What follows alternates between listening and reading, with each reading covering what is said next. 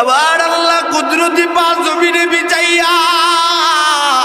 আবার আল্লাহ ডাক দিয়া কয় বান্দারে আছো কি কোনো গুনাহগার বান্দা গুনাহ কইরা ফেলছ টেনশন করিস না আমি আল্লাহর কাছে চাইলা আমি আল্লাহ তোর জিন্দেগির গুনাহগুলো মাফ কইরা দিব এ বান্দা তাহাজ্জুদে ঘুম থেকে উঠলি না আমার আল্লাহ রাগ করে না গুসা করে না ফজরের সময় মুয়াজ্জিনের কণ্ঠে মসজিদের মিনারা থেকে মুয়াজ্জিন তোরে ডাক দেয় নাই হাইয়া আলাস সালাহ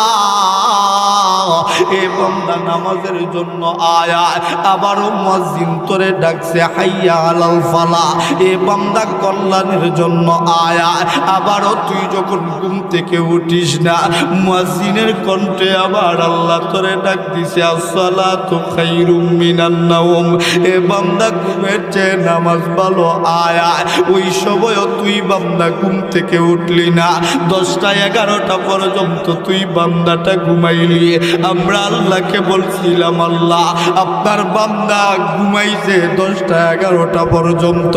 আপনার বান্দার গুনাহগুলো লিখে ফেলবো নাকি আমার আল্লাহ তুই বান্দার পক্ষ নিয়া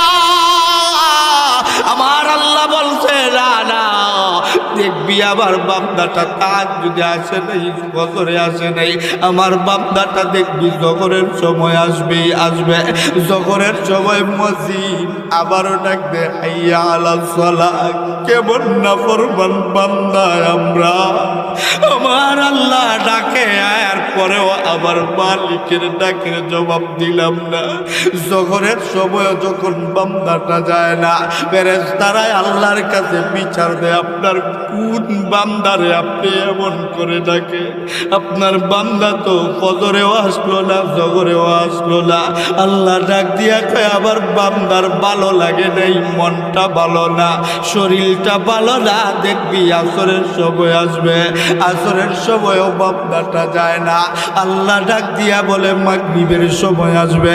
মাগরিবের সময়ও যখন বান্দাটা যায় না আবার আল্লাহ কেবল আল্লাহ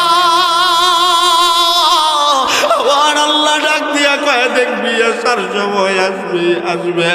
এসার সময় আবার আল্লাহ আবার ডাক দেয় হাইয়া আলাস সালাহ বান্দারে